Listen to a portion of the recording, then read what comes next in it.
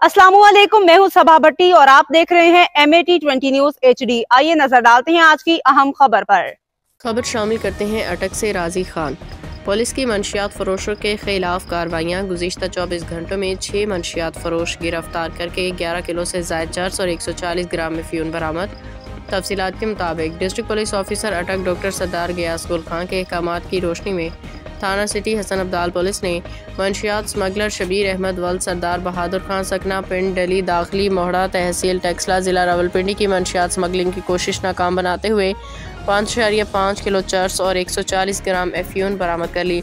दूसरी जानिब थाना सदर हसन अब्दाल पुलिस ने बदनामी ज़माना मंशियात फरोश शहरियार वल्द मोहम्मद अफराज सकना शाहिया तहसील हसन अब्दाल के कब्जा से 1400 ग्राम चर्स बरामद कर ली। और इसी तरह अटक पुलिस ने मंशियात फरोश मोहम्मद शहरियार वल्द शौकत नईम सकना मेहरपुर शर्की और उस्मान वल्द जान मोहम्मद सकना मोहल्ला बिजली घर को मंशियात समेत गिरफ्तार कर लिया। मुलजिम मोहम्मद शहरियार से 1420 ग्राम चर्स और 1405 ग्राम चर्स बरामद हुई।